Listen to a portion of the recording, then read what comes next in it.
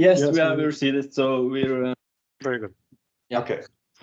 Waiting on the air signal. Okay, great. So everybody's got their targets, everybody's got their credentials.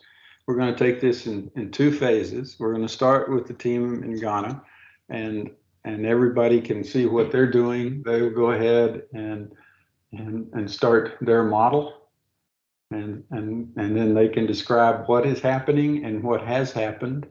And then at the end of that, I'm going to ask Benoit to talk about what is involved with the connections and the process with OpenLab, and then we'll turn it over to folks with Norway. So step one, we're going to hand it to you, Joel, and you can tell us where you are at the moment and tell us how you start, and if there's the GUI that you have, if you can share your screen and we can watch what's happening, that would be great. Go ahead. Okay, so if in the design reports, I stated that what our software does is that it studies the geological formation that will be given by Drillbotics and the reservoir characteristics, in this case, our target coordinate. So because there has been a change in the target coordinate, we are trying to make sure that our profile is able to follow that path. But we've been able to hit the target, but at an inclination that is not in the target that was sent. So you are trying to adjust to follow that. Okay. Do you need to make adjustments right now, or can you show us what you've done? Okay, we can. Okay, we need to make some adjustments. Okay, go ahead. You said you're ready, but you're not. Okay. So we'll switch over, and I'm going to ask Benoit to describe how UIS will connect to the Norce simulator and how the interaction should occur. Benoit? Yes, thank you, Fred. Well, for the connection, maybe it's just as well if UIS can share their screen, I don't know. But they have a tool that I gave to them in order to do so. So they have all the information necessary for this. So what's happening is that I have created a simulation where there will be a kick at some point, well, at some unknown point. As I said, it can occur either while drilling or during a connection. Since the connections are quite fast in OpenLab, because they're all virtual, in case a kick occurs during a connection, we have to give it some time to develop. So I will ask UIS to just wait some extra 2-3 minutes, 2-4 minutes after the connection is finished to resume the circulation, the rotation, and the drilling, so that in case there is a kick, this one has time to develop. And I will ask them to do so for every connection. And then, as I said, either during a connection or during drilling, some kick will occur, and we'll see if they manage to detect it and to react accordingly. And with the interface that I provided them, so they will communicate with some OPC UA server that will in turn communicate to the OpenLab simulation. So they can monitor the signals coming in and manipulate these 3 main machines, as well as the BOP. And as they said, on this particular setup, there is a MPD choke that can be used as well for some well control.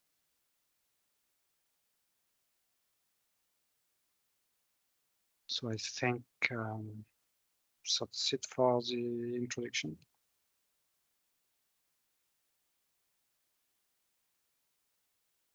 Fred, should we just start the test now, or should we go back to? Seth, is that okay? Are you ready? No, it's we're just setting up now. So you need approximately 3-4 minutes, but maybe the other can just take first if they're ready. That's a question to you, Joel.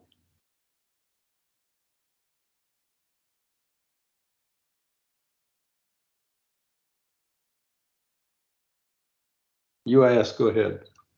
Okay. Set your stuff up. Okay, so yeah, I'm sharing my screen. Can you give me the credential? Like the key and look at or do that email. Just some. Okay, I'm here. I'm sharing my screen. Can you see the screen? I cannot. Not yet. No. It's coming. We can see it now.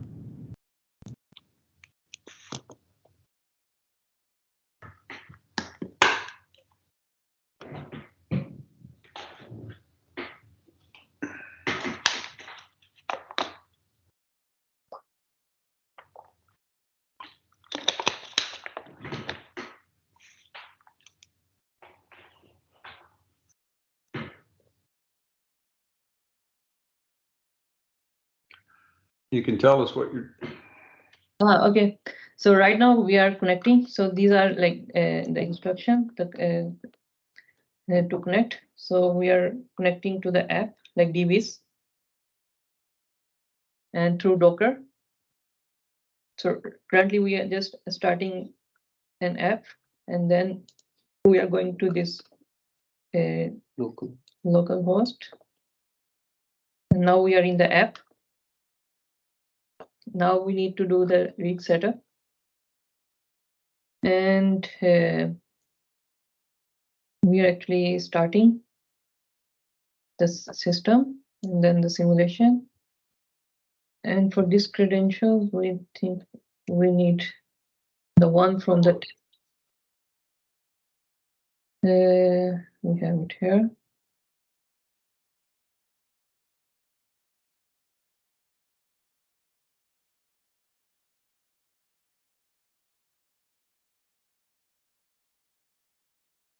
This is the API key that connects from OpenLab to Docker Hub to the PyJam and DVs. So it's a whole system to connect. Yeah, but for somehow we are unable to copy the API key, but I need. Something. Do you have it? Yeah, send me the API key. Teams. Yeah, Teams. Yeah, oh, it's okay. Copy.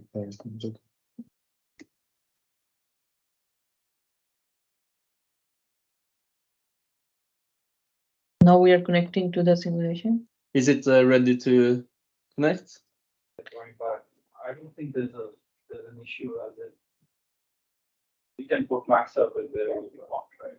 The operate RTW and I can confirm that the simulation has started and is running. Quantum or any other third-party platform. The first thing we are doing, we are actually RTW is targeting a different market than plotting it first. I don't We see. will be plotting these parameters.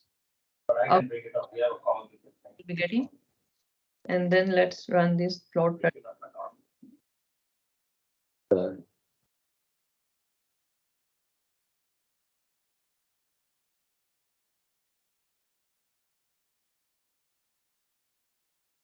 Is it running?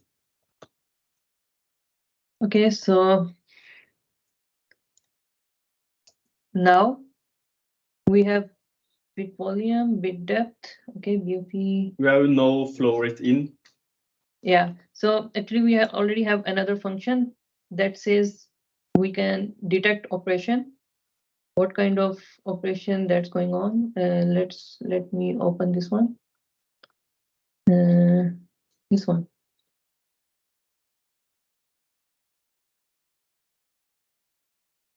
So this goes through the live data and see if it's detecting operation or not. But for the Yeah, it's still not drilling. So first we need to start operation, start drilling, and for that one we'll be going in the operations. And then we have a lot of operations here that we can do there, like close BOP, open BOP, MPD, set throw in. But here we will just be going through start drilling.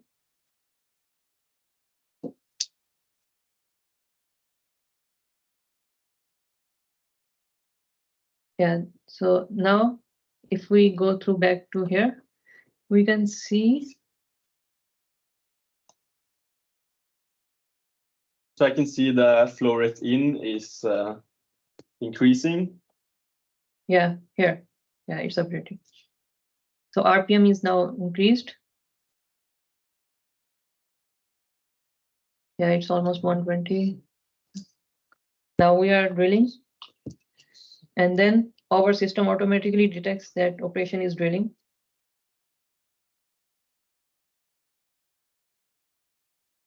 Then we have this control kick as well.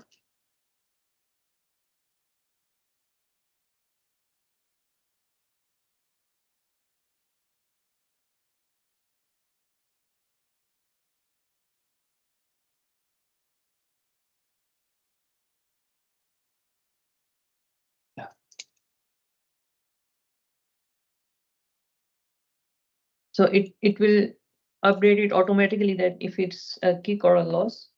And when there is a kick, it will automatically control it using BOP, using MPD. So we need to refresh it.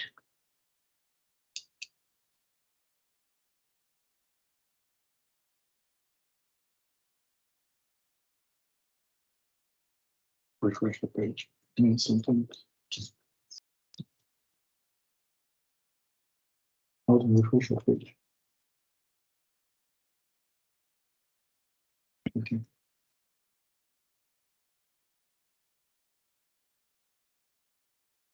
Need to see the difference here. Yeah, so it's it.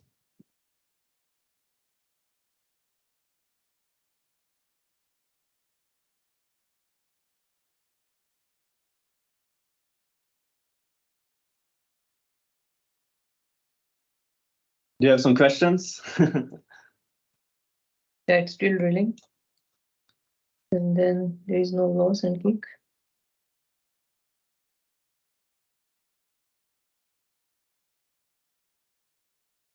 Yes.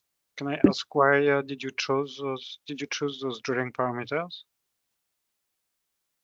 Yes. Sorry? How did you choose the flow rate and rotation and RP? Why them? Yeah. Because they are the best indication for a kick. No, for this R, you mean like flow rate in and this one? No, why we choose? Yeah, it depends on the why configuration. we only selected this input, this output, No, like to still plot. No, he's asking like why we are dealing with these parameters. Huh? Yeah, Could you take the question again? what's the question? Yeah, that was the question. Why were you using those parameters, this flow rate, this RPM? But just as a comment, there is a connection going on. Yeah. So I will ask you once the connection is done to stop the flow rate and wait for a couple of minutes in case if there is a kick to just let it develop. So I'll tell you because I assume the system will resume with maximum flow rate. So if you could specify that you don't want to pump, that would be good. So after connection, what did you want us to do? To stop the flow rate or to stop the flow rate? And Exactly, and wait for a few minutes in case there is a kick, so that it gets time to develop. do you want us to stop the velocity, RPM, or just the flow rate? Yeah, everything. Just stay still, just as if it was a normal connection that takes a bit of time. So no rotation, just nothing.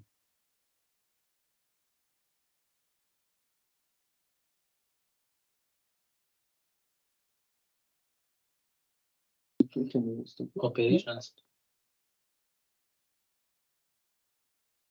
No, there is. Now you are in control, so you can reduce the flow rate.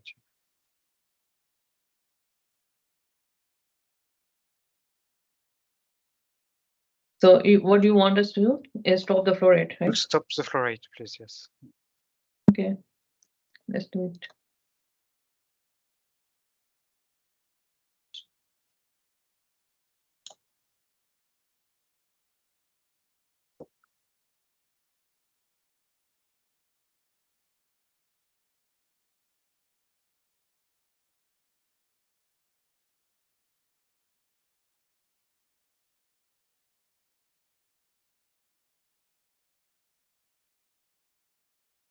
You want us to also stop the RPM?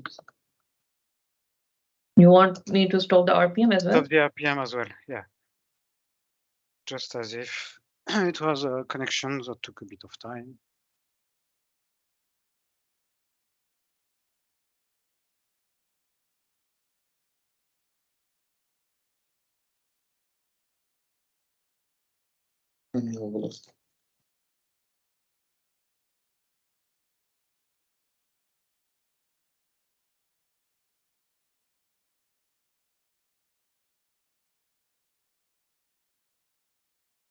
Yeah, and stop the block as well, the block velocity. Sorry? Stop the block velocity as well. Yeah, we have a function that's called stop drilling, actually. And just That one. yeah.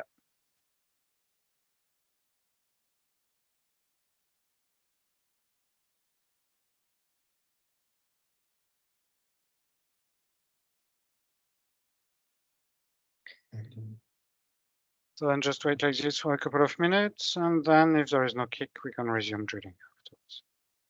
So in this simulation, if you stop drilling, is the kick detection system still running?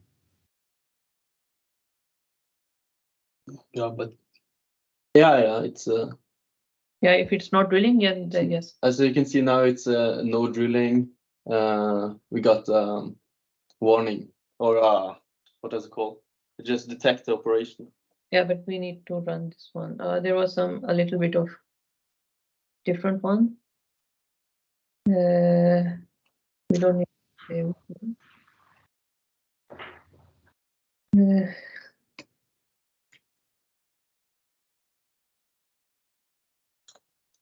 So I have another screen. I don't think you can see it, but just yeah, but you can share it as well.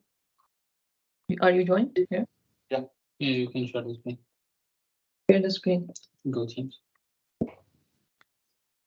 okay. I can share. Can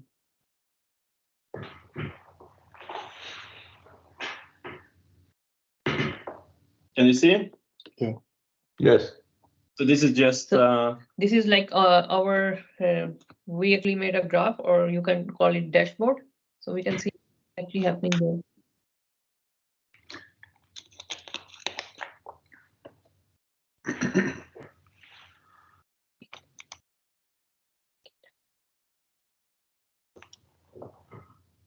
So this will tell us if there is a kick. yeah. So now you can see it. The feed volume is the same. The bit tape don't do anything. Then yeah, short and then you can see the ECD downhole 1.65, and you can see it. There's no flow in or flow out because we're stop drilling. Yeah. And there's no flow. You can also run the detect operations. Yeah. To see like what's going on there. We will have like there is no drilling going on. This one. Run detect. Right. No, it's not. It's not. It doesn't matter. It's same. Can I change the feed volume here? All right. So can we resume drilling, Benoit? Yes, you can resume drilling. Yes. Do you have any specific parameters for me, or it's No, just just choose the ones that you had. okay?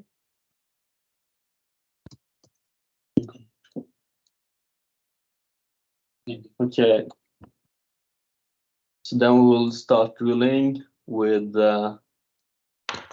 Was it 100? Yeah, it's like 120 RPM, and then we have the floor 18, that's almost 1800, and 1800 LPM. And then we also have did it work? Yeah. Can you see changes in the graph? Just refresh it.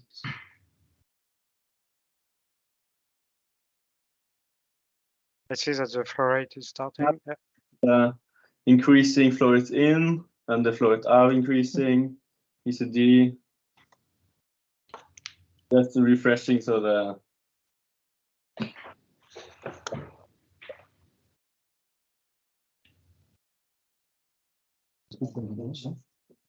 How do we get notified if your kick detection detects something?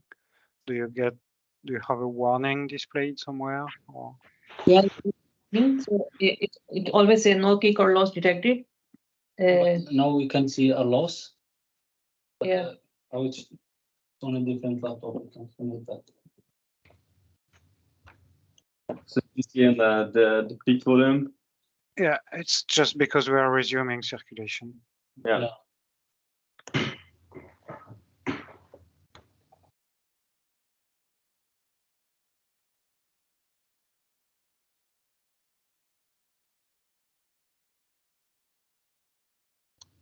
Yeah, then because it will take a while to drill yet another stand. So I suggest we drill for 5 more meters perhaps, and then stop the pump, go a bit off bottom and stop the pumps, and then if there is a high pressure zone, it will kick in. Yeah. Okay. That sounds good. We'll tell you now the block is around 16 meters. And you're drilling very fast. Yeah, we were having what was it? Was it 150 meters per hour. that's Well, we were trying to have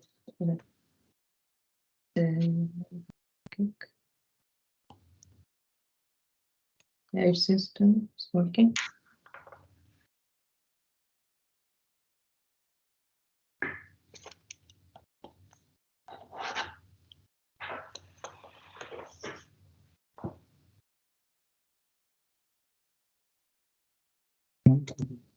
Error. Not error because That doesn't matter. doesn't matter. So if you run, can you open the Python? This one, yes.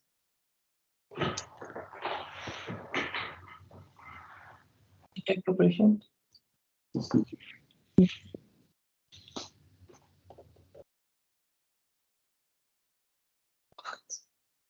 Need to see. Okay, so now we've been drilling 5 meters. So I suggest you stop drilling. Say, let's pretend you want to fix something on the top drive. just we can stop doing. Here is just Detection of operation. yeah, detection of operation that you're doing. Yeah, you can actually do it here because they want it belongs to be shown to them. Okay, so Go to operations. Yeah, say stop drilling.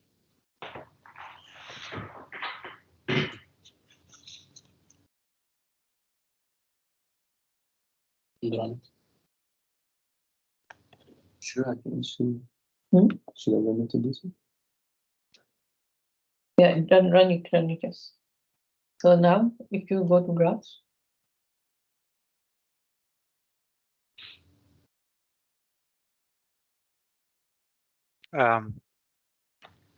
I think you're sending 2 sets of set points at the same time.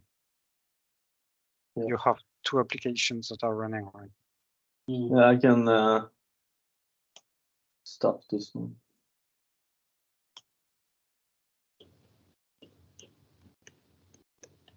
you can do that. You do it on your own. So,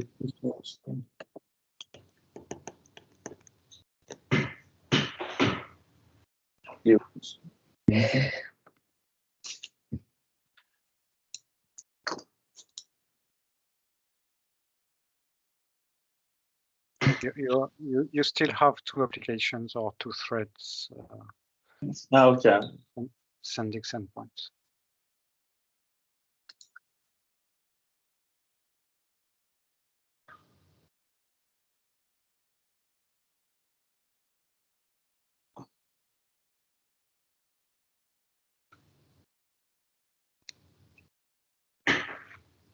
Okay, did it fix now?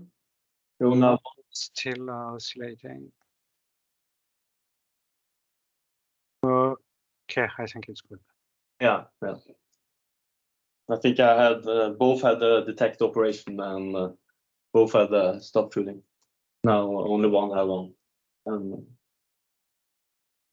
Okay, now there is a connection going on.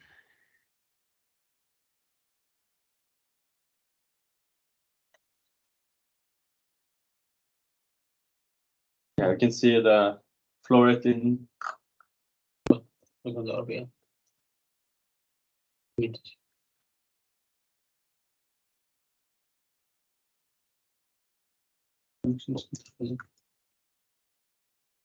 you have a connection now? There is auto connection here. There is one. But you are still sending, there is still some rate being sent.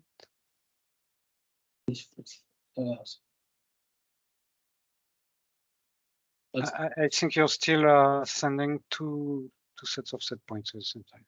Sure.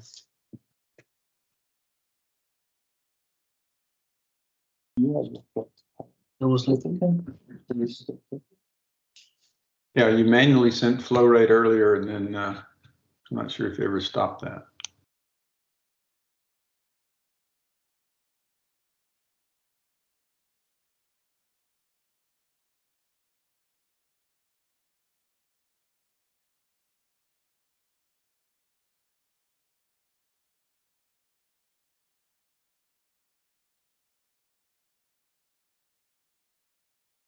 Okay, so we are still making the connection, and then again I'll ask you to wait for a couple of minutes.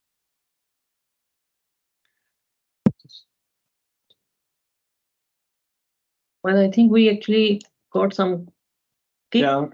Now But, you have. yeah, there is some error going on with the kick. Okay, what is the criteria here? The change in pit volume and the flow rate out gas. Yeah, the gas. There is like a Yeah, but we need to. There is I think it's because of a loss. Yeah. Okay, I can explain, but again, you are still sending two sets of set points at the same time. I think there is a system gets a bit confused right now, but there is a kick going on. Yeah. The kick has been going for a while, indeed. It started during the first connection. So I don't know if you can still see the graphs, the plots that you had. It was visible on the volume. Yeah. Yeah, the volume did not stabilize when the pump stopped. The pit volume continued increase and increase and increase and increase and increase. It was not a very high rate, but still the volume did increase while we could expect some stabilization. True. So no, there is a loss, right? There's no loss. Okay. No, there is a kick. I think we tried to. No, it's well, I got some error here, but it was working before. But the flow rate is jumping up and down since you're writing conflicting set points. So. Yeah.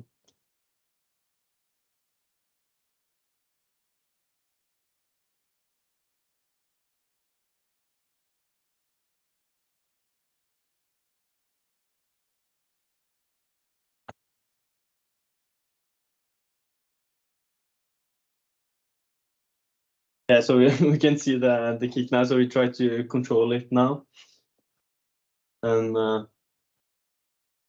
Yeah, but it works automatically, like this thing that I am doing it manually. But this is a function here. Mhm. I think that I was just, there is some kind of error in this one, but this actually Supposed to. control kick just call when it detect kick. It actually call this one the control kick function that I tried it to run it manually right now, but it automatically control kick. now you can see the flow rate is increasing, No, it's unstabilized. Yeah. and the flow rate out gas is increasing a lot. So the flow rate out gas increasing, it's just the gas from the start of the kick that you had a while ago that Now is finally arriving at the surface. Yeah. But at the bottom of the well, I can see that there is no influx anymore. Mm-hmm. So I assume you did close the MPD choke. Yeah, So partially at least. Yeah, so we turn it down to around 25, 30 to minimize it and control it. Yeah, we can see And here.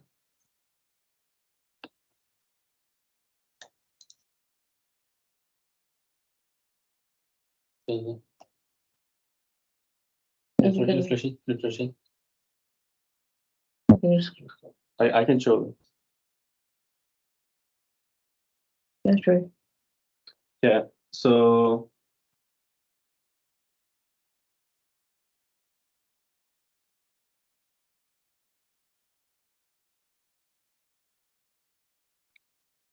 you can see that we had the choke MPD choke opening in 100, and then we decreased it to 25, 30, 25, 30 to try to control it. And you can see Yeah, this one. Yeah. So we actually, this one is automatically detected, and the MPD choke is opening is decreased automatically to half of it, and then flow rate is increased to this one, like additional of 500, and then we again detected it, and it's like, yeah, still drilling. Yes, but if you, for example, if you look at your flow rating curve, you can see that at some point around minus 2200, for example, the system was oscillating all the time. Yeah. It was at 1800 and then wanted to go back to 0, 1800, 0. It's because you had, I think, two applications or two threads, one sending 1800 and the other one sending 0. So it just created a lot of instabilities. But the kick was clearly visible on the pit volume. Do you have some longer time frames available?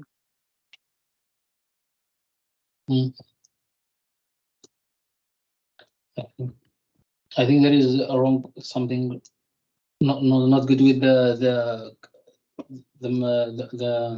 model for confirming a kick. That's good. Okay.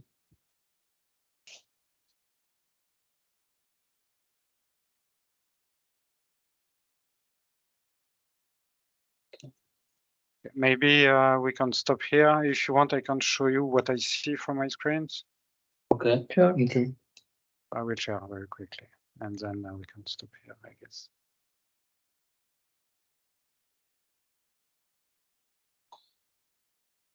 Oops, so those are the different curves of the simulation. Mm-hmm. So you can see here on this one, there is quite a lot of gas. So you've taken a very big kick, but there is also up in the well some gas, which was from the first part of the kick that you took. Here you can see those oscillations in this lila curve. It was those two threads that unfortunately started sending conflicting signals. And then on the volume, excuse me, I'll just change the plotting like this. So And then I will extend even more like this. So first, at this stage here, 1640. At this point, 1640 here, there was no circulation, okay? But still you can see that the active volume continued increasing. So this little curve continued increasing. So this was the first kick. And then continued, resume drilling, stop the pumps and the volume. So you took quite a huge kick here and there, which related both to the gas coming to the surface and getting below the bubble point pressure, so expanding, and a huge amount of gas in your bottom hole. So the second one you managed to notice, but the very beginning, so this one, which was very small compared to the next one, got more or less unnoticed. Yeah. But you could see that there was an increase here, active volumes that continued, while we would have expected full stabilization of the flow. Yeah, but I think then we've reached the end of the simulation anyway. But you detected correctly the big kick as well and managed to control it more or less with the MPD choke. Yeah, so I think maybe we can. I think that's requires. Good, isn't it? Can you repeat? That's good, isn't it? The detection. The second detection worked fine. Well, I think we need. Yeah. I think we need to work mostly on the connection. Yeah, because there was like a problem with connection, so we had to connect two. No, actually, pieces. Yeah, for the threshold, for the small kicks, we need to redefine our thresholds. Yeah. So for the large kick, because it's due to our threshold value that we are defined here. So we can actually detect kick for the smaller threshold as well. But I actually make it the threshold larger because when I was testing my system, it was actually detecting a kick, like a false kick during a connection as well. So I just made like a larger threshold so that we only connect the larger kicks, the actual kicks. So we can take the smaller kicks as well, but by just changing threshold values. But just so that you know, as far as I know, nobody has solved the automatic kick detection problem anyway. So yeah, but we'll do it.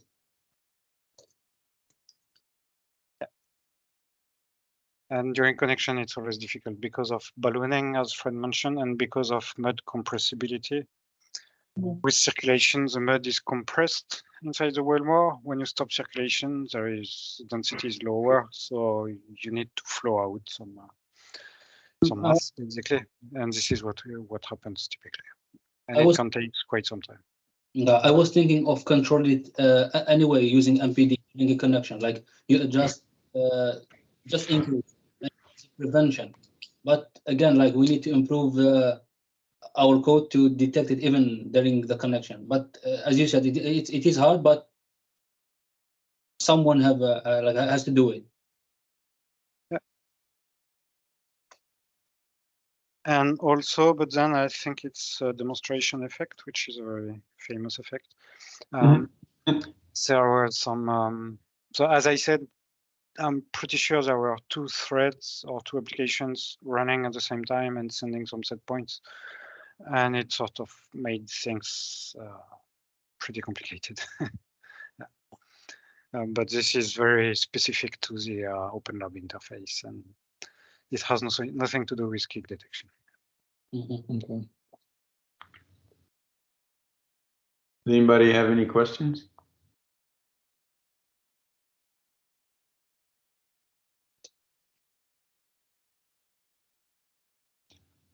I'm going to suggest that we switch over to UMaT doing their test, and while we do, I would like for you guys to repeat what you just did. Do not stop for connections. Let's assume that that the drilling crew if it took a kick during the connection, they're not going to know it until later, right? What if we just let it run until they detect the kick? Will that work, Benoit? To stop the manual intervention is what I'm saying. Yeah, it makes sense. Will have to. I will have to modify things just a little bit. I'll let you know. It just takes a few minutes. Okay. But the thing is, the connections are so short in OpenLab that the kick will be anyway very small volume. So I'll try to increase the kick volume, but just take a few minutes. I'll send you an email when I'm finished. Okay. Well, yeah. What you get it ready, and once you're ready, then you send an email to UIS as well as me, and then they can do this second test in the background, and then afterwards we can talk about the results. Does that work? That's very works fine for me. Yeah. UIS, is that okay? You see what I'm saying? Make sure that you're only sending one signal and let it all run automatically like you'd planned, and let's see what the results are of the second test. But we won't follow you live. We'll wait and talk about it after that simulation is complete. Is that okay? Yeah, I think that's okay. Yeah, We can try that. Okay. If it doesn't work, it doesn't work, but we'll give it a shot. So, Benoit, do what you need to do and let them know when you're ready, and you can do all this work in the background. Sure. We will. Okay. Now we switch over and we go to Africa. What's happening in Ghana?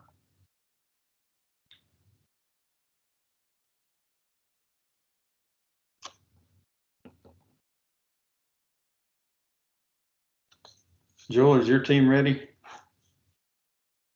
Yeah, UMaT? Yes. Yeah, Okay. we are ready to present. Okay. So you have the formation information and the targets, and all that's entered in your system? Yes, we have them entered into our system. Okay.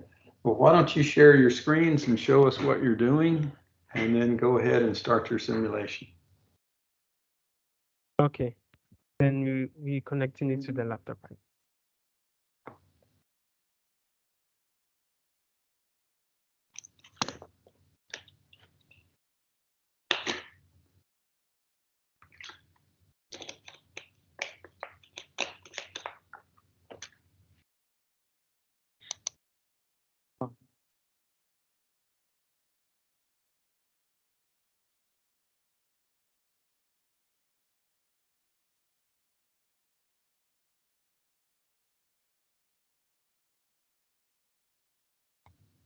Precious, are you sharing? I think you are trying to share.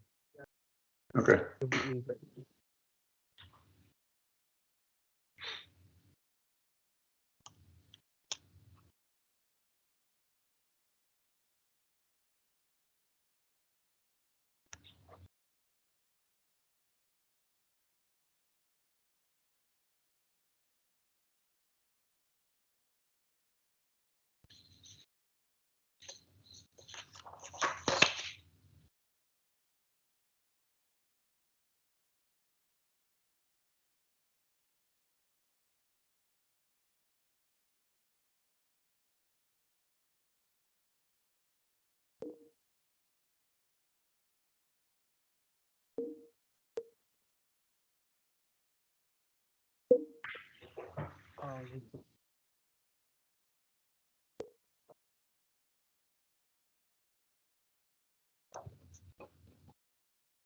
I think the network you are using.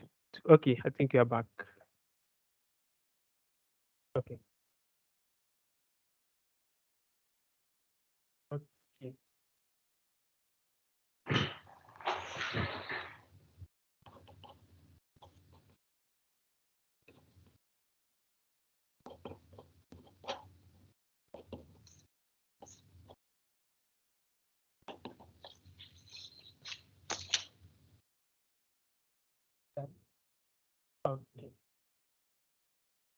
Don't worry. Let's start. So, okay. So, this is the simulator we're able to design, and we've called this simulator UMax drill, and yeah, which simply means UMaT maximizing drilling simulator. That's a fancy name we came with. Yeah.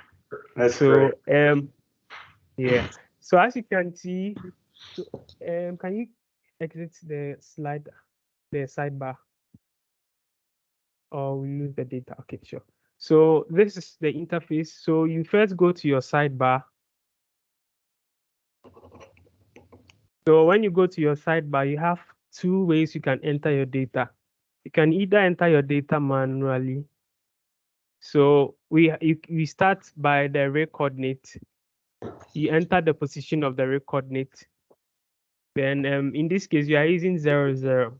And once you are done, you then input the number of targets that you want to hit. So you can either type or you can either click on the plus or minus sign to make the adjustment. Then after that, you enter the XYZ coordinates of the target. Then after doing that, you could see kickoff points. Leave blank for auto kickoff points suggestion. So as I was saying, what we actually did was that we studied the data provided by Drillbotics over the years. And the only way we could define the formation hardness was considering the formation aggressiveness and the confined compressive strength. So we actually designed our software to suit the Drillbotics competition. So because we didn't have that this year, probably we can skip. But for the auto kickoff point selection, it will consider the formation, a very competent formation that can we can build or we can drop in, and it will automatically pick the points in that formation to initiate our build or initiate our drop. So as you can see, when the next session is the formation characteristics. So you enter the number of formation, then you enter in the hardness. So you have the formation aggressiveness and the CCS, but we are not using it now, so it's invalid. Then you have your survey station. How often do you want to take your survey? You enter that value over there. Then if you as a driller, you have a particular formation that you want to kick off at a particular formation aggressiveness, you can also enter that one as well. Then now you move to the choose interpolator. So as I said, the Akima 1D and the P-chip. So in this case, you are going to use the Akima 1D. Sorry, you are going to use the P-chip interpolator. Yes, so after doing that, once you are satisfied, then you can hit your run button.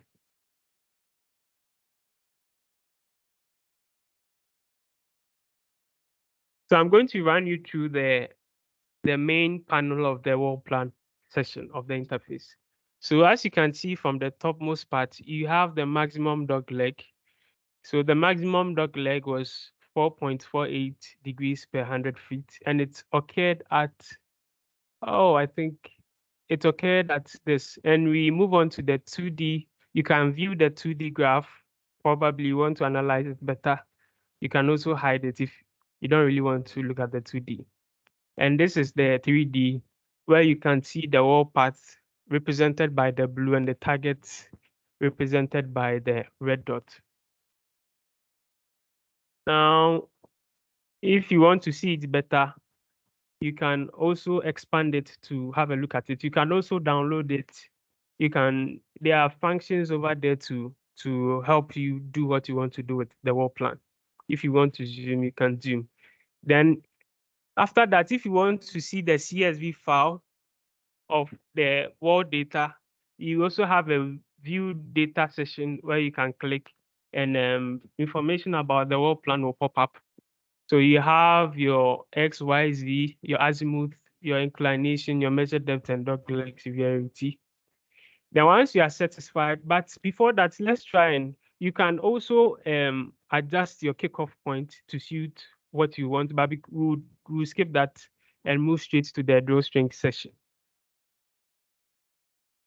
So with the drawstring session, what happens is that the program automatically selects the drill pipes and the drill colors to use. And it optimizes that selection based on torque, drag, and buckling. So by comparing the torque, drag, buckling of all the pipes, it came out that for the drill color, the Slick MW20 came out the best, and it had an inner diameter of 1.375 inches and an outer diameter of 2.5 inches, and its other properties. The same for the drill pipe. So what actually happens is that if you don't want to use this for drilling, you can just click next. You can just click on the one you prefer. You can also see more by increasing, and if you want to see less, you just decrease. And once you've established that, you can now move to the simulation.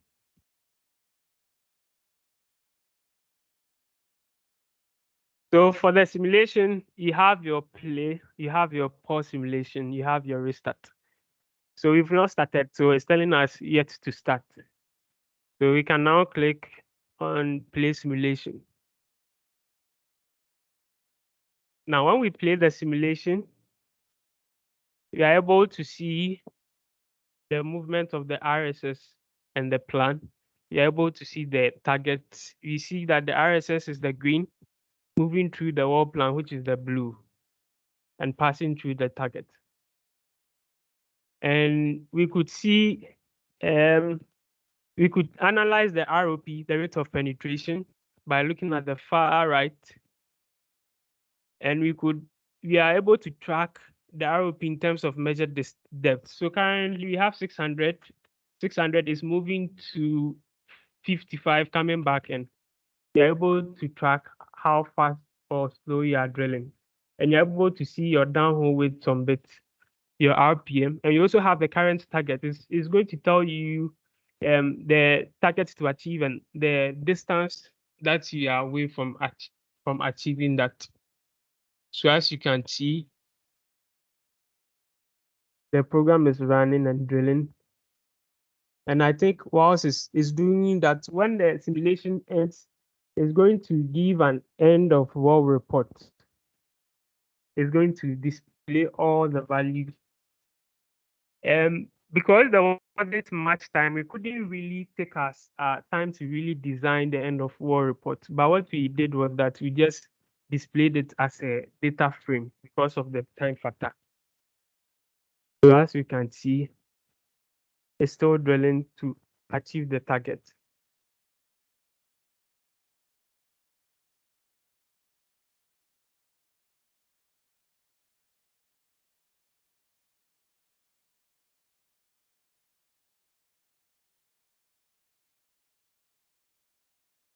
And we have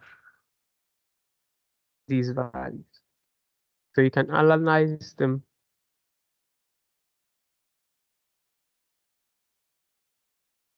Yeah, so I think we are done with our simulation. Hey, can I ask a question?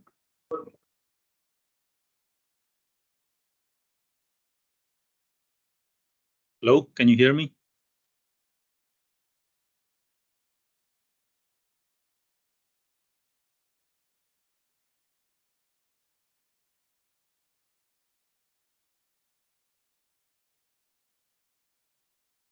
Yes, we can hear you. Okay. So when you're running this in your calculation frequency, how often are you getting quote unquote real-time data and correcting your pad force to adjust? Okay. 5 seconds. So every 5 seconds, you look at the real-time data and then you run a calculation and correct your steering. Yes. Is that right? Yes, that's right. And what real-time data do you use? Is it survey only, or do you have inclination and azimuth?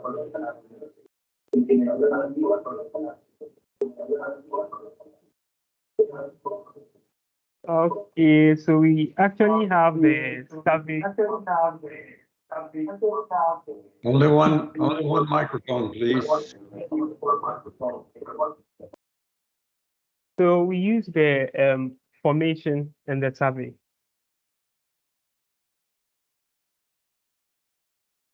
And how close can you zoom in, or do you have a report where it says distance to plan, actual to plan? Okay, so initially what we had wanted to do was that we would display a deviation just below the current target site, where you could see the deviation that is actually happening between the plan and the actual, but there wasn't much time to do that, so we had to. But I We guess had when to- you zoomed in, you could see, I guess because you're doing this every 5 seconds and every 10 feet, you get a survey. You have a correction. I think if you zoom in, you can probably see, right? There's a correction that's happening every 10 feet. Yes, yes. Yes. Hey, this is pretty neat. The way you ran the simulation and it worked. Good work. Thank you very much. Do you have some table? Do you have a table that shows? Do you have a table that shows the actual surveys? Tables. Okay, so I think. Okay, you talk. What we can do is the data here that You got to make sure there's only one microphone working. what we can do is that we have No. On mute here. Okay, sorry. No. Mute the speaker. Okay, thank you. Now. you can hear me. Hello. On mute. Okay, so now I can speak. Yeah.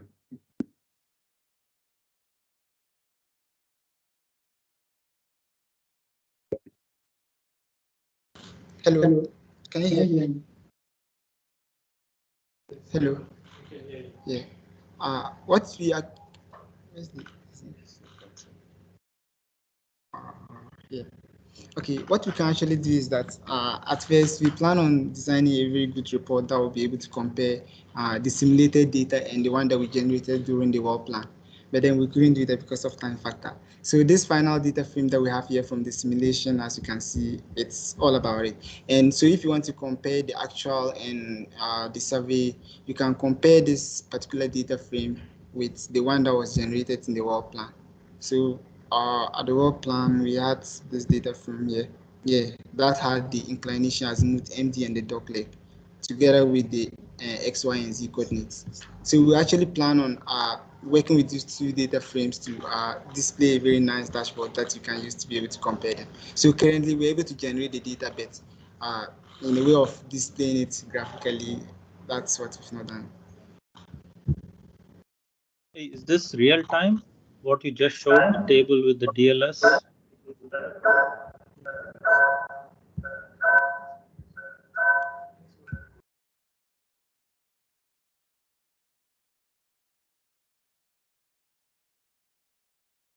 Sorry, I didn't get you.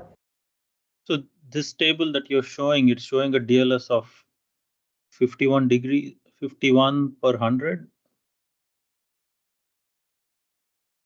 Is that right?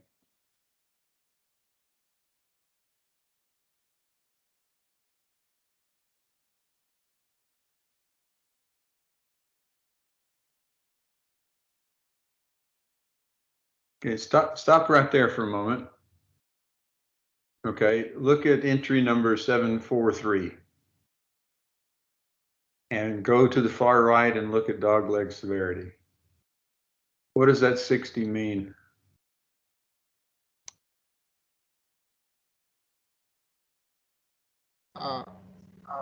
I actually think what are the units? What are the units? I think that's quite high for a dog leg severity. So maybe I think one possible cause is that maybe we converted it from, usually we calculate it in radians, maybe we converted it from radians to degrees, then we did the conversion again. Because like we just recently were trying to make conversion of the units. Yeah, so just as my teammate said, we had to rush things through because we realized that the competition has come to a close. So some of the things we didn't really sit down to take a critical look at it. So I think the dog leg, I'm sure, is because maybe the conversion that might have caused that. But we might look into that. We'll look into that. Okay, that's good. That's good. That's great. Your GUI is really good. It really lets us see what's going on. Having the zoom later would be helpful. And then being able to spot these particular issues would be very good as well. And you might want to, when do you graduate? Okay, so I have graduated. I graduated this year, and Okay. we have Joel. Joel will be graduating this year. Sorry, we'll be graduating. Sorry, I graduated last year, and Joel will be graduating this year. Edu Jemfi would also be graduating this year. Then Aaron, I think, is in level 200 currently, Okay. and Della will be graduating this year, and then Precious will be graduating. Sorry, Precious is in level 200. Yeah. Okay, but are our classes complete, or you still have more classes this semester?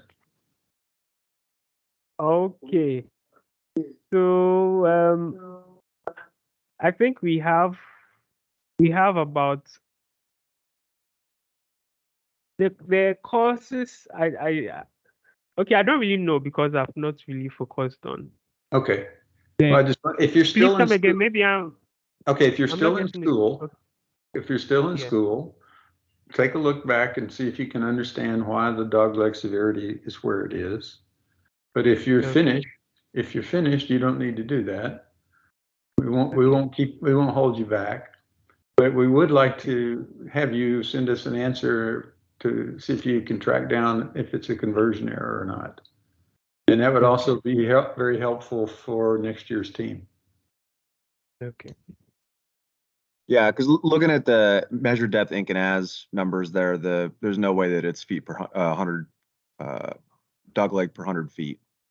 I mean, the ink and as are almost exact, and there's only a course length of like 1 in between those values. So that DLS has to be erroneous somewhere.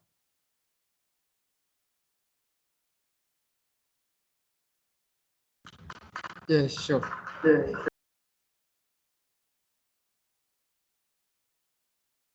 Good work, team. I echo Fred's comments. Your visualization was pretty neat. See what was going on. You were able to explain how often you're doing the calculations and why there is the difference between actual versus plan. So good work. I also like how you're trying to determine which formations are the best ones to steer through. Mm. And if you can get the dogleg severity down while you do that, that's great. But that's clever. Thank you.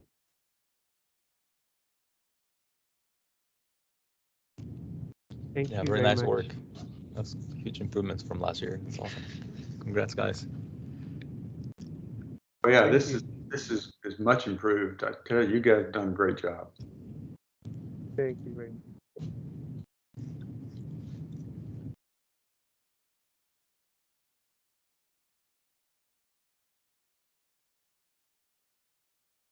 Anybody else have anything to add?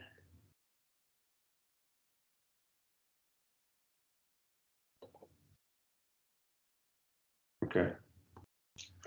Let's shift gears and let's go back to Norway and see what has happened in the repeat simulation.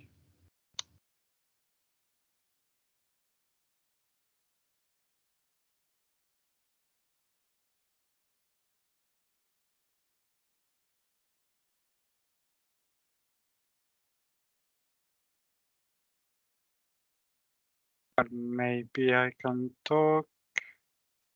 I can see that UIS has started some another simulation, but it's paused now, so I don't know why. Muhammad, do you want to comment or somebody?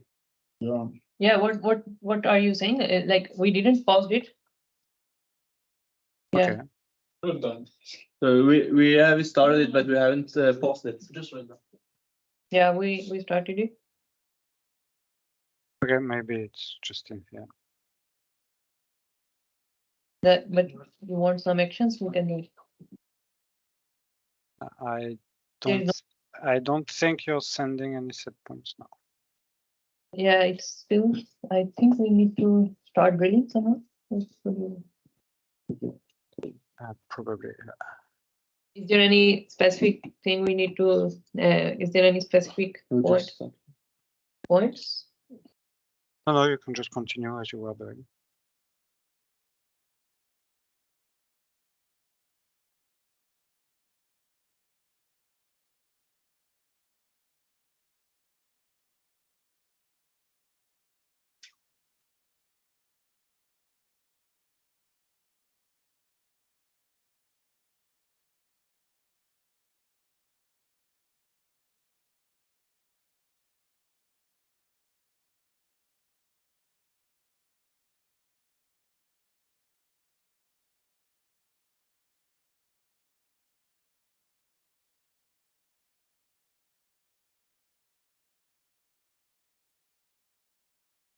But again, I don't think you're sending any set points, so the simulations are not running right now. Oh. It looks like we have a error. We can check. Yeah, we need to reset it.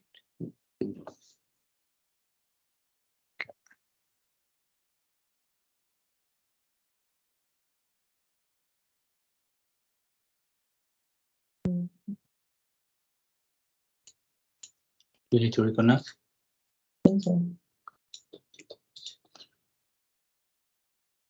But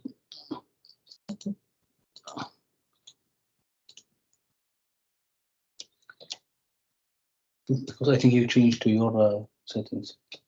Give us like a moment to reconnect to your simulation because we changed it to ours to test it. No, it was there. Yeah.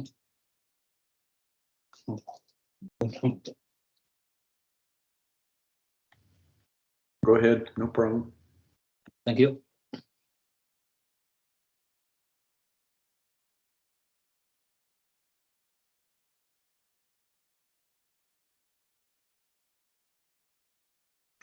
Hey, Benoit, when we post this recording, everybody's going to see your passwords. So you need to change. I will change it Okay. just when we are finished. Yes. Okay. There are no secrets here. Why? I think if anybody is able to remember this, so. Okay.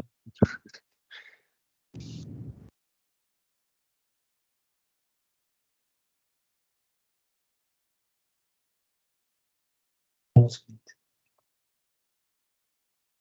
Okay.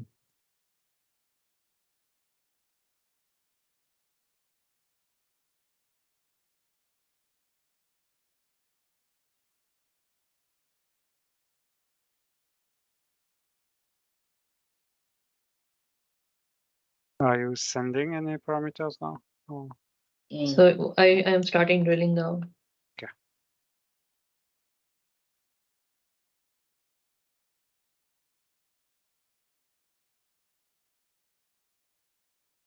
Then we are detecting operations.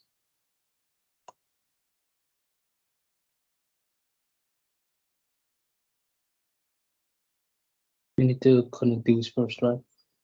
Yes, Function. Yeah, I think one of the problems I've seen with with the divs is when I have a problem and it got disconnected, it's hard to connect again. So it could be that we can't connect again because it just started running. And that's the bug in divs. Yeah. So we need to make a new simulation. Okay, but I think it's better now.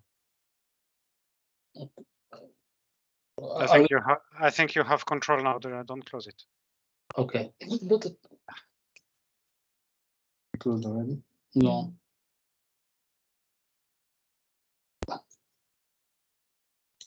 Oh yeah, we're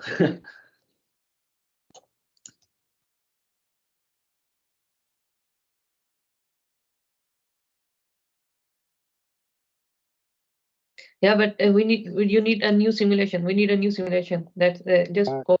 Yeah. Otherwise, it will again be an error. Because I have tested this one, and that's the bug with the DNS. Yeah, you have a new simulation.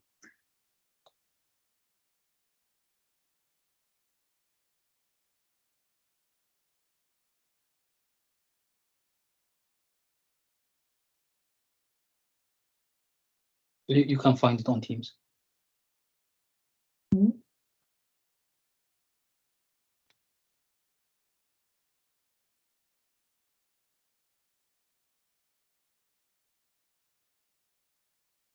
But please,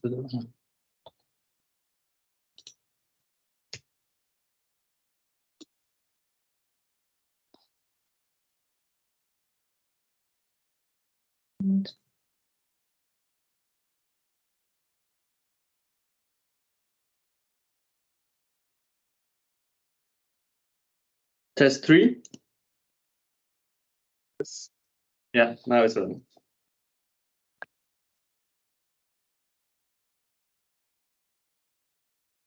operations.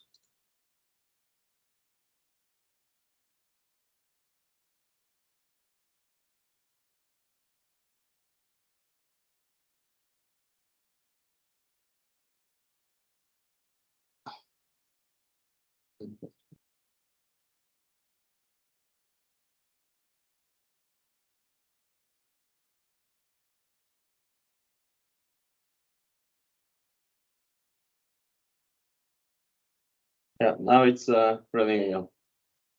Okay.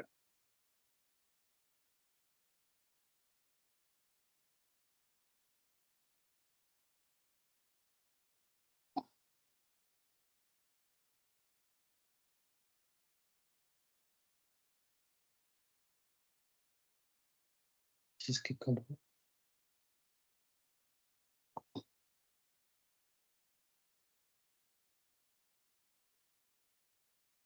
So now we wait. Yeah, just let it drill. You can show the feedback.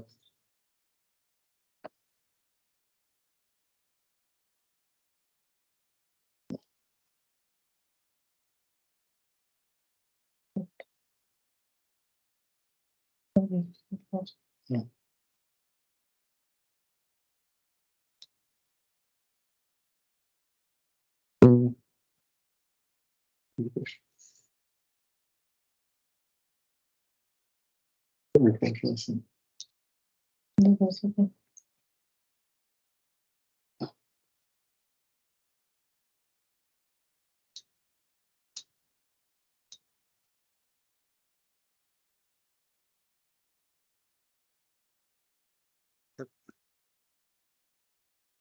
Yes.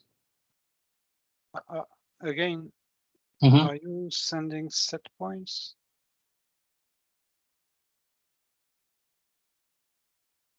It started with control. Yeah, it started well controlled. I Yeah, think, so it's the same issues that occurred again. yeah, when it says loss detected, because this is due to the value that I decreased here. This one, control kick, I have this one, 0.03. So during the connection, it says like there is a loss, and that's why it actually increase the MPD and decrease the flow rate, and then stop there. yeah, that's why I think that then it goes some kind of a fail here. So it detected a false kick, and then it took measures based on that. Yeah. Yeah, so we decrease the threshold. Yeah, false loss. Yeah. That's a kick, not a kick. It's a So that false loss. from our last attempt, we decreased it, and then it. Yeah. didn't match So- with any Yeah, false. we need this value to be adjusted accordingly. Yeah. So that's why we're not able to detect very small kicks, Mhm. very small kick initially. But we were able to detect the large kicks initially Yeah. because we were using a 0.7 here. And that's actually a meter cube in 5 seconds, like how many meter cubes of kick we are getting. Yeah. It's checking the difference in I think you detected some losses just because you started the pumps. Mm. Yeah. When you start the pump, there are some oscillations in volume. Uh, With the threshold being so low, you just you believe there are some losses. I think you can start drilling and don't start the detection until after like it's stabilized. Yeah, we can do that. Yeah. So we don't detect, we don't control kick after we stabilize Yeah, we the can, initial one. yeah. Then we'll be okay. We will start drilling and then we will wait for the pumps to stabilize and then we will start the detection algorithm. Can you connect? Can you create a new one? Yes.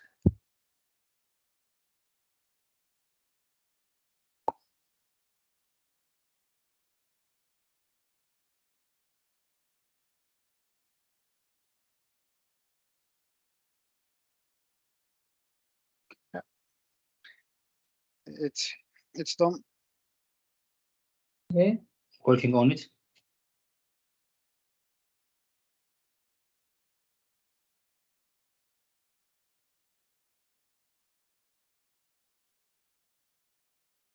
Mhm.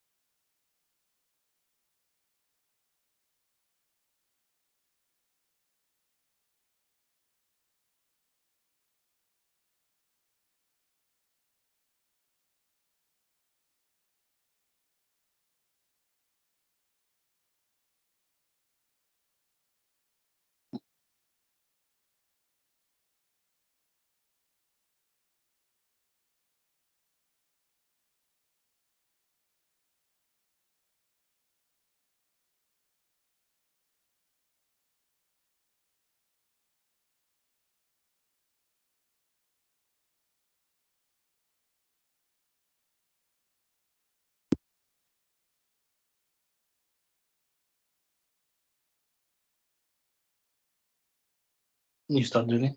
Yeah. Wait for it to stabilize and then start the detection. Yeah, that's detect operation. Mm-hmm.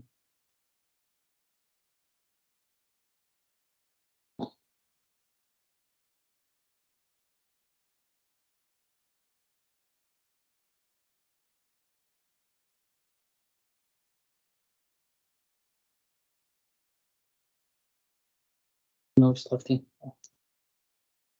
Yeah, it's drilling. Check the pit volume. Go back to the graphs. Is it stable now so we can start the detection? Wait a minute. I think we need to, before we do this one, we need a little bit higher here. Yeah. 0.5. This one. It should be- Like half meter cube. Because it's a big cube, so just put 0.5.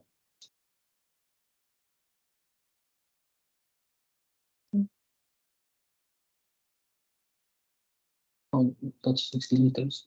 How much? It should be stable, yes. You put 0.6. 600 liters. But it's in seconds. In 3.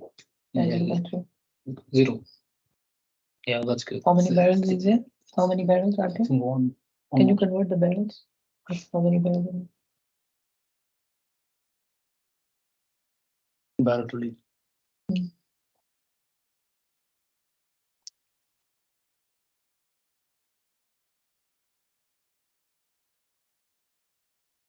One point something.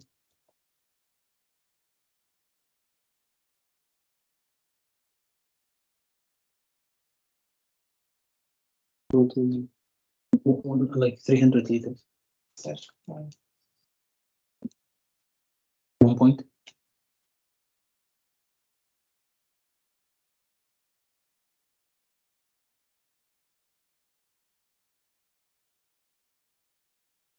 Not the detection.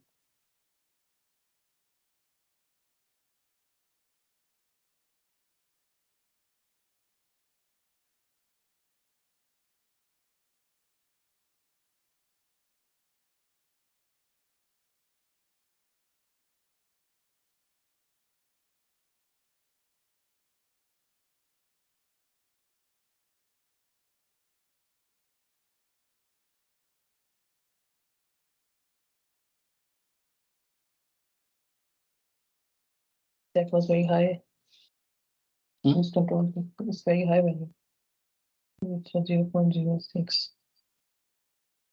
That's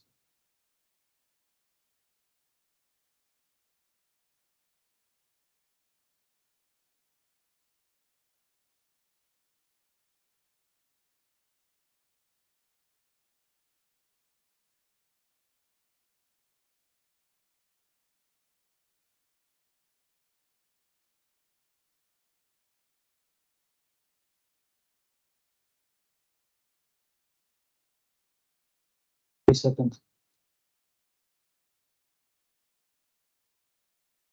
So there is a connection going on. So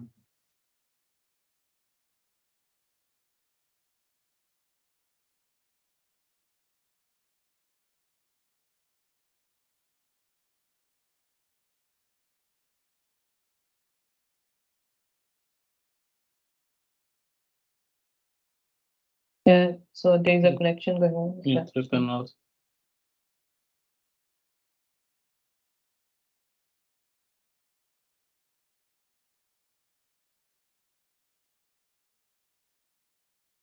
so the pumps are being stopped.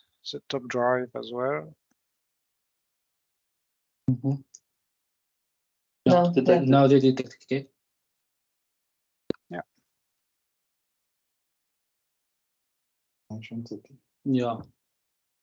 Oh, it is. Oh shit.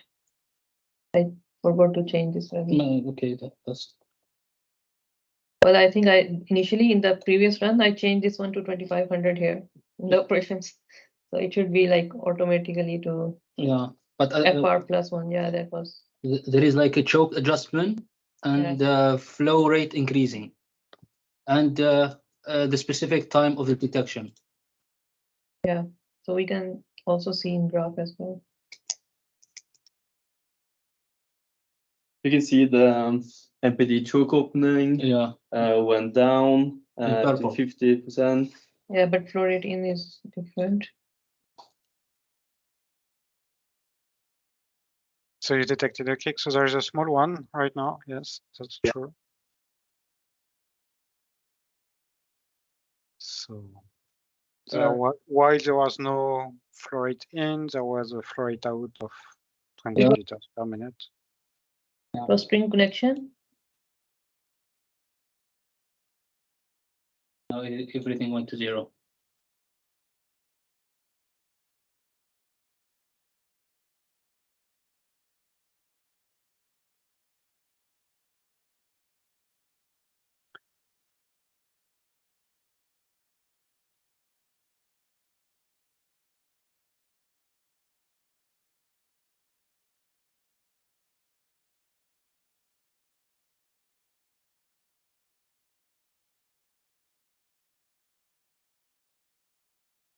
Now we continue drilling. Yeah.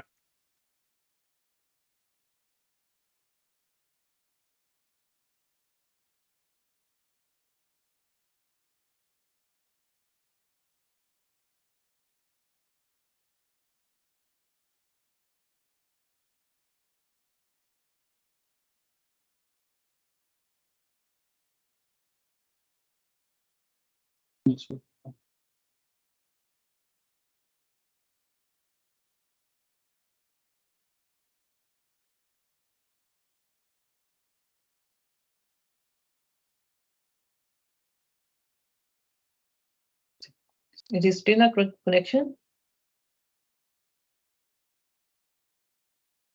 Yes, it will go out of connection pretty soon. Okay. Yeah, because we are saying this. No, I think somebody. I think you again sent a strange signal for the choke opening or something like this. The simulations have stopped. Yeah. Oh yeah. It looks like it's disconnected again. That was a small bug or something. After a while, it. No, it's because you sent wrong parameter to the. Is it system. maybe was it Maybe you said too much? No, actually, it was a problem here. Yeah, I understand it now. So when we set, there is this one. Yeah, we sent something. I think here's the error. It says choke opening must choke be opening yeah, must be between 0 and 1. I think if we just send somehow like 1 or 0, then it's yeah. it might be like 50%. We send it like 50% or You should put 0.5. yeah. You can change that.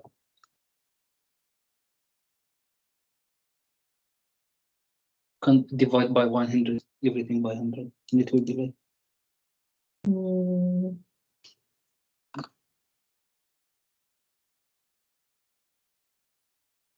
Do we need to do this again, or we got a pretty good idea of what you have now? It will be nice if we redo it again. yeah, we can do it can again as do it well. again, because we adjusted the error. Okay, well, we're not out of time yet. Yeah, but we detected kick this one, and then we did some kind of operations as well. Yeah. So we can't say that our system is like 100% perfect. But there are like little bit of bugs every time you test a little bit, and there is like one error. Okay, this value is a little higher, but overall it's like working automatically, and that.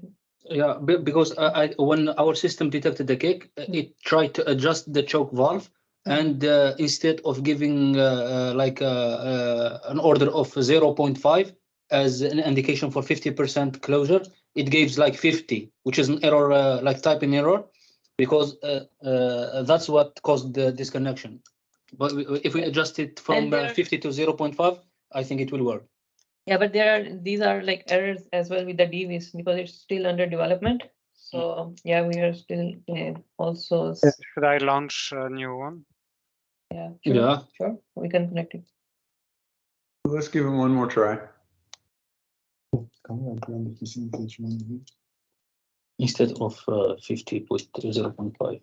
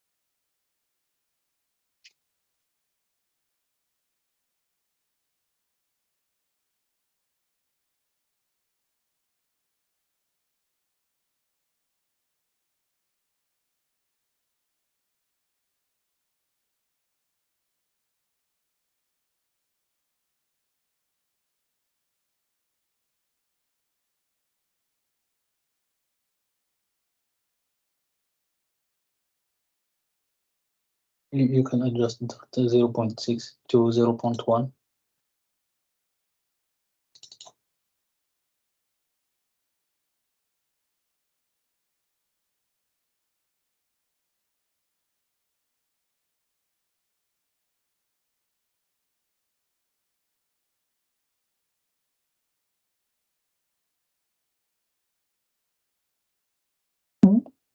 No, it's okay. Detect operation.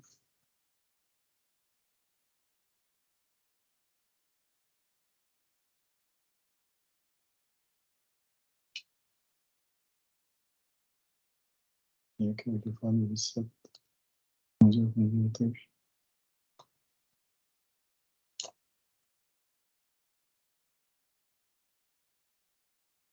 Wait for it to stabilize first. Yeah, this one. Yeah, let me solve this kick error, confirm kick. Where is confirm kick?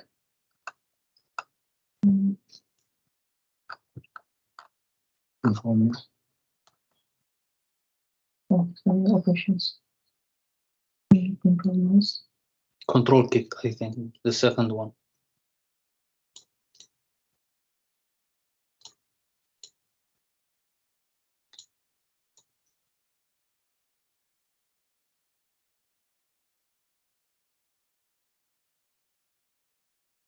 Including volume.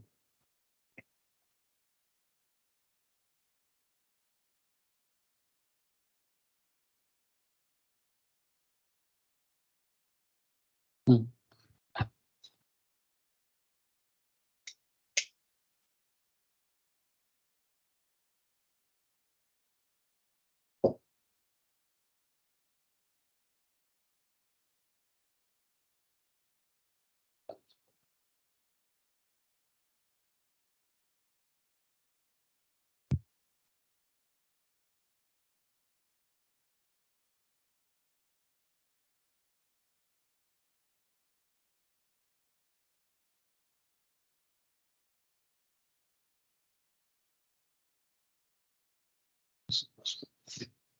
Yeah, we already detected a loss here because the bit volume was decreasing, and then we decreased the flow rate to 1500. Initially, we started with 1800. So this is like automatically decreased. Yeah, so the loss, so it was not a loss, it was just because you started the pumps. Yeah.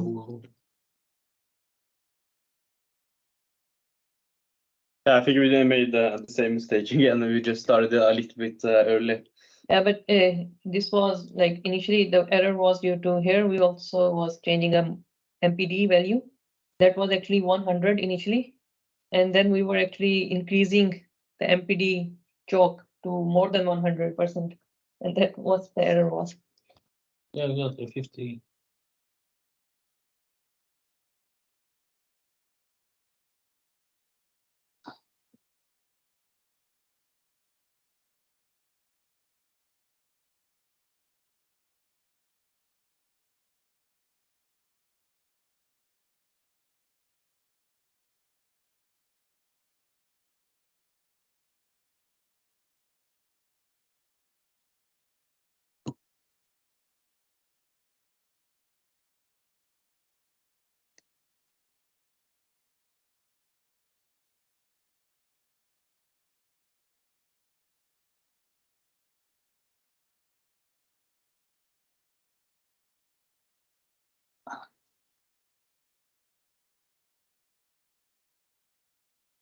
Am I taking a connection now? Let me see.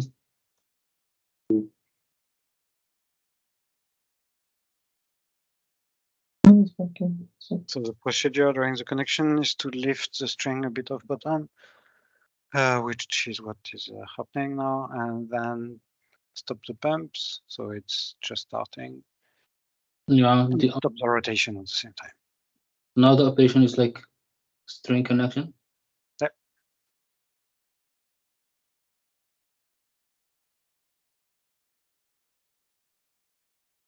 Yeah, as you can see again, we got the operation. Yeah. Yeah, here's There is a cake detected. Yeah, but I think so. There is just a bit of gas coming in the wellbore, but I don't think it's noticeable on the volume. But when looking at the pit volume, when you stop the pumps, so you have some extra flow out coming from there. So I think this is what you detected, right? Yeah. But still, it was at the right time because there is a bit of gas coming into the wellbore. Yeah, I think we detected that change. change that we didn't detect on the first try when we just detected the big kick? Because we adjusted the threshold now it's like sensitive, like because we reduced the that value, so it can detect any change in the bit volume.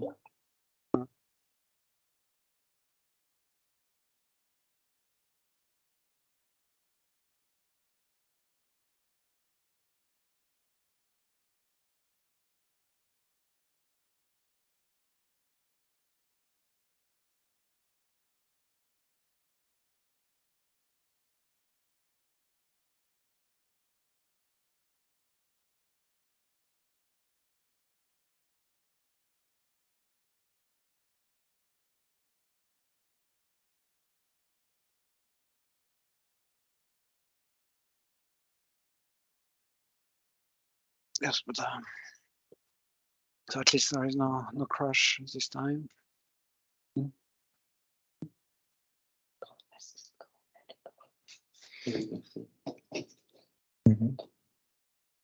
just repeat.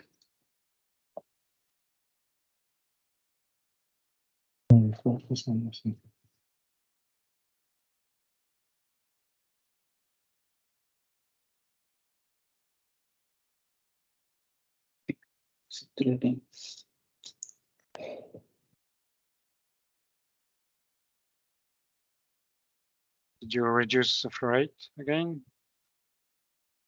Yeah, it's automatic. Yeah, because you detected some losses. Mm. Here, I think here.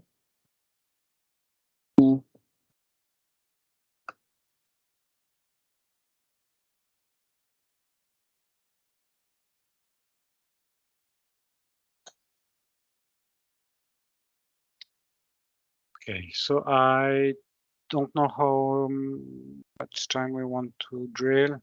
There won't happen anything interesting before the next connection. So 150, so it will take 12 minutes to drill that stand, I guess. So Fred, do we want to wait? Because the system reacted to a gain during the first connection, so there was some gas flowing in, so there was an influx. I want to ask that question of the UIS team. I mean, you've demonstrated detecting the kick. You see the difference in sensitivity and false negatives. You've seen quite a bit. Have you seen enough for today, or you want to continue? Yeah, that's up to you. If you want to. I got more than 4 hours involved with you guys. So another 10 minutes doesn't bother me. Yeah, that's okay for us. That's okay. I've scheduled this until noon locally, so I mean that's what we'd said in our original schedule. So let's continue a bit more. To refresh. Yourself again. It's good.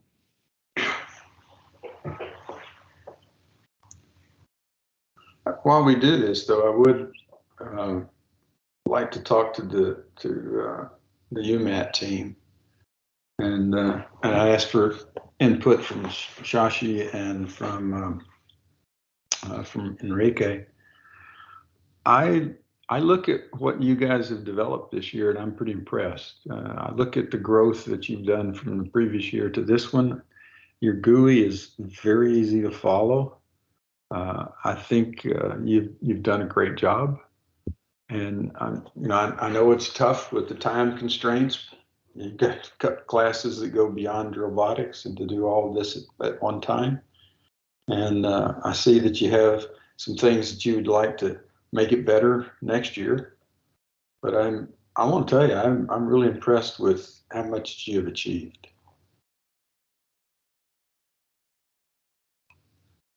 And I'll ask Shashi, do you have any comments?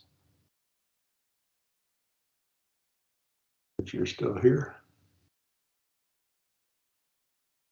I think Shashi left. Okay. But I Enrique? follow your comments too, Fred. Both teams have amazing results to this year. Like we can really see the improvements and the GUIs, all the data. Working with APIs is not an easy feat, and working with a bunch of Python code is also could also be tricky sometimes. I'm really impressed for whatever you guys accomplished today, having communication with a server that it's in a different country, in a different city, and then building on top of that. That's great. It's commendable. So congratulations to all teams. We're very impressed with your work. Anybody else have a comment? Okay. So for the team at UMaT, if you want to stay here, stay here. But if not, you may leave and go home and celebrate.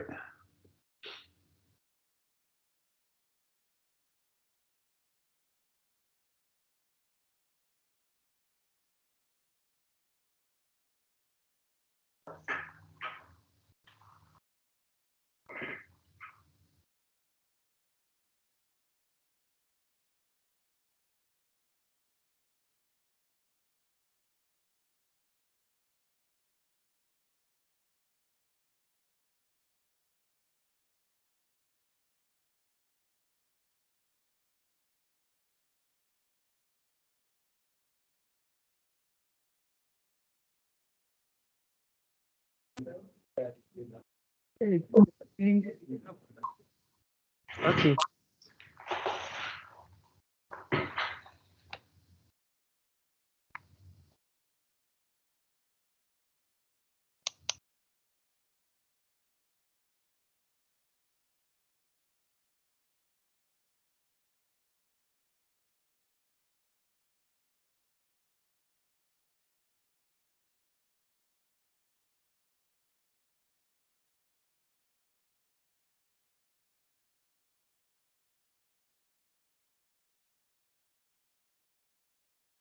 While we're waiting, I'll also like to comment to the team at UIS. I think you've got a pretty good understanding of kicks and kick detections.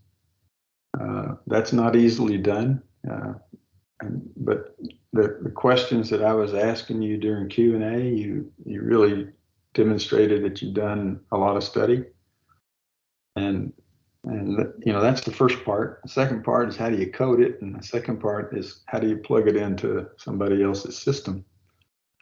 And so I think you've done a great job. I can follow the GUI that you have here, where I can see the data being displayed. There's a lot of typing that has to go into that. So this is the GUI is too complicated on the business end. So if you're thinking in terms of somebody on a rig using this information, this is going to be very, very difficult. If you're in a remote operating center trying to use this information, it's very difficult with the GUI that you have at the moment. Yeah, actually, Go ahead. We were planning to build it like autonomous, like full.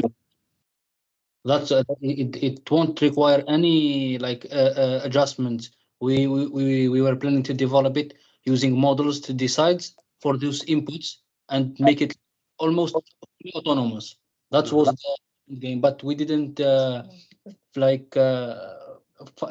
the time for it because most of us are like first year master students, so we had like courses and the exams. And we are trying and hoping for the next year to develop it even further to be like almost fully autonomous, and then we will build what? Yeah, we can increase and work on GUI, but our main objective was not generating a GUI, so we were mostly focused on building an autonomous system currently. So that's what. And after that, we will build a GUI just for for inputs, and then it will be like fully automated, like making human detection. I think you took your priorities correctly, right? You want to learn what you need to learn. You want to be able to detect the kick and do something with it. To integrate it with MPD was clever. And so I'm not trying to say your GUI is horrible, right? I'm just saying this is something that I see as a place for additional work next year. And so take it in a very positive, very positive comment. But I'm like I say, I mean, what we look for in Drillbotics is what did you learn, right? And the GUI is icing on the cake. It's not the real issue. Okay. Yes. But I just bring it up because I think in the other areas you've done a really good job. I think you've pointed out some issues between the connection between DD Hub OpenLab and yourself. The DWIS semantics is not very well documented. You've pointed out that there's some issues that we as a group need to take care of. I do invite you to join our group to help us. Right?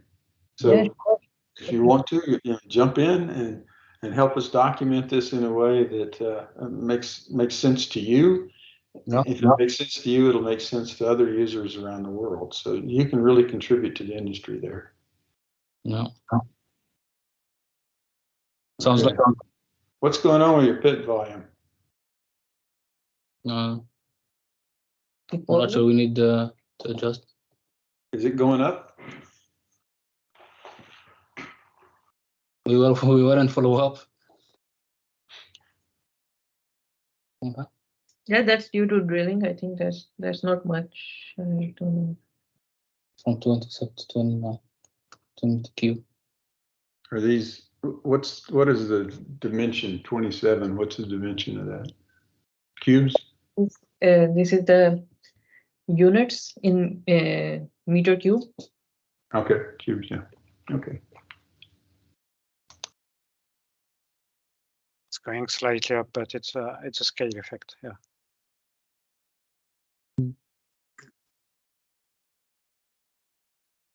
Is it still connected?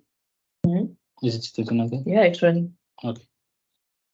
And it's at this stage, since the cuttings are still in the hole, so the very beginning of the drilling, it's indeed normal that the pit volumes are increasing because the hole volume is still the same since the cuttings are still there, but there is more steel coming inside the hole.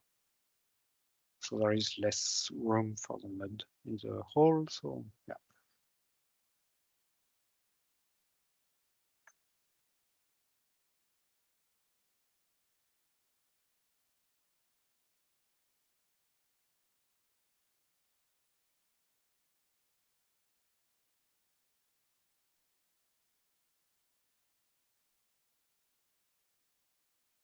So now there is a connection starting.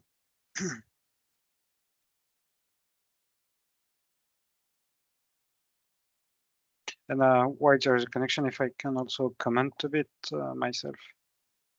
Because in this work, you had to learn, in addition, OPC way, which is not easy to learn industrial standard. So there is quite a lot of work that has been done from your side, just for the communication with the servers and reading and writing and everything. So it's quite an impressive job work. Yeah. Yeah, thank you. Thank you. Thanks. Appreciate that.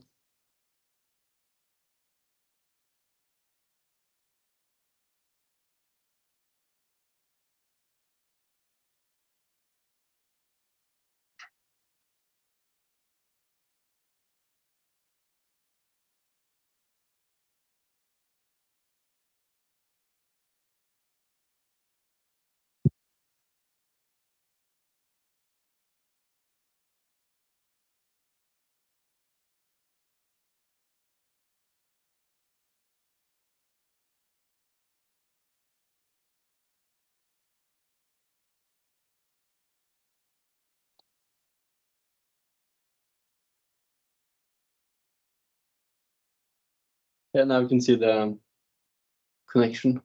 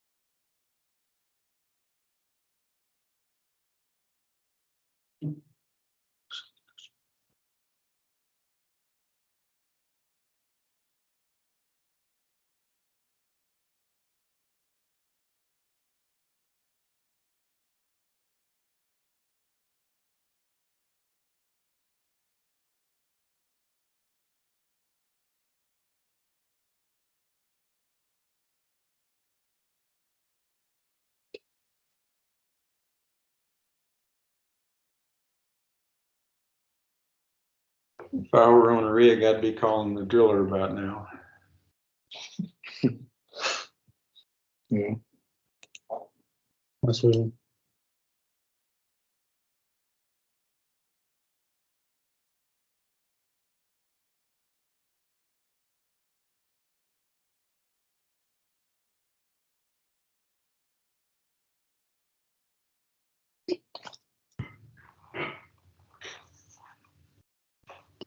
But we would love to hear like some feedbacks from you to note them down for future improvement. Fred? Yeah, I'm going to let the other guys talk for a minute. I'm going to look up something. I want to give you a reference in a minute, and I need to pull it up. Okay. Fair enough. Well, did you, just to know, did you detect anything right now? Or?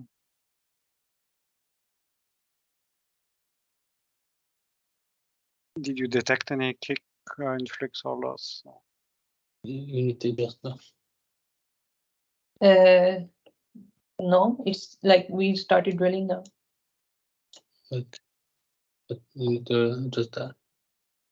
So we have seen the pit volume Yeah, loss. increases. Yeah, but it's the action. Let's wait. So there was a very small kick during the connection, but hardly noticeable. But then the way I would see it would, in terms of improvement would be the connection part, which is most difficult to treat automatically. As soon as you have some changes in flow rate, you have some complicated dynamic effects on the pit. And then detecting a kick around this time is very difficult. And unfortunately, kicks often occur during connections since the donor pressure is at its lowest. So, yeah, there are some papers that list different parameters that can influence kick detection. I can try to send you some references. Yeah, thank you. Yeah, we saw some increase in the pit volume, but there's something. It was due to connection. Yeah, we did a little bit of time. Yeah, a little bit of modifications here, so we don't do a lot of operations during connection. Yes. It's difficult that we can't increase the flow rate during the connection. I put a link in the chat. Yeah. There's a company called Safe Influx, and there's a very experienced gentleman there named Brian Atchison who's working in our V&V work stream. And Brian and Safe Influx have been working with a number of actual drilling rigs where they're able to detect a kick and actually control the BOP and close the well in. There's not a lot of companies that are doing that. And he's been involved with doing it on different types of rigs, different types of control systems, and the interface issues that are quite difficult because as you go from rig to rig, they're all different. And so he's involved with DWIS to help us with the interoperability. And you can do a little homework and see who they are, and then I can make an introduction. But I think it'd be good for you to have a 30-minute call or something with Brian, and he can talk about some of the issues that you both are having. Yeah, that would be great. Yeah. Yeah. Okay. It's noted. No. Make a note.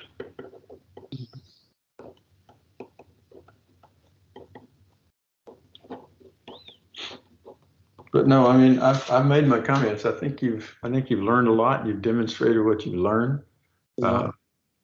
Your system seems to be working. You now, what I heard Benoit say earlier, it's really difficult to do automated kick detection because you have to have it sensitive enough without having a lot of false negatives. Exactly. Yeah. But we know what's missing now, and maybe we can, and hopefully we can work on it like next year for a better improvement, and maybe we'll come up with like a better a plan, or maybe we will write a model to adjust that threshold for us during operation. Like for it, we will make it like sensitive during connection and not that sensitive during drilling, and it will be like adjusting through time, just to make it like slightly or more autonomous than. All right, got it. But yeah, we learned a lot, and Yeah. especially I think I speak for many people that with a lot of background from just drilling engineering and with a lot of working in Python and with different programs and connecting them with a great challenge. So it's fantastic to be a part of. Yeah, I agree, and it was very like all the things here it was very new, especially with the DVs there, and also connecting with APIs, writing Python codes. Yeah. So as a drilling, we don't read these things in class. Yeah. So it's like we learned everything from internet or somewhere else. So Yeah, we did. Yes. Oh yeah. We had to learn programming from the scratch to come up with this kind of plan. Yep. Well, we knew the basics, but we weren't like at this level of programming in the beginning. Yeah, with the DV, especially with working with APIs and connecting to a system. Especially real-time coding, like it's real time. Yeah. It's good to hear. Well, the judges will meet separately, and we have another competition test next Thursday for Group B, and so the results will probably be sometime either the following Friday or the week after. So you'll know where everybody is. Yeah. Okay. I'll open the mic to anybody who wants to comment.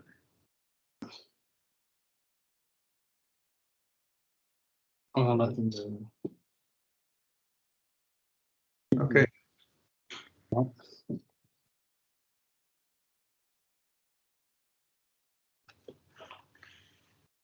All right, everyone. Thank you thank you for this incredible amount of energy that all of you have put into this. Benoit, you're a saint in what you've been doing. The other people get a prize. You just get a pat on the back. And some of them are getting master's theses, and you just get a pat on the back. But I really appreciate the amount of energy everyone has put into this program. And I encourage you to let us know over the next few years if all of it's worthwhile. If you've found a job that you like and there's something that you're using that you learned out of Drillbotics, give us some feedback and let us know. Or if it's been a total waste of time, give us some feedback and let us know. And let us know how we can make the system better. And I really appreciate everybody's help. And we would love to join your community, and then the one you talked, and then we will like try to make improvements ourselves. Yeah, and thank you again to Benoit for giving us help during the competition. Definitely, it was very helpful. You're welcome. It was a pleasure. Thank you. Shukran gidan and hartelijk dank and merci and all the rest of the ways I should know how to say thank you. Bye now. Thank you. Bye. What about Norwegian? Tak.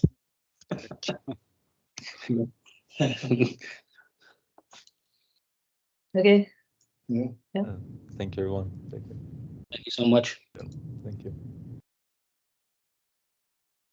Okay.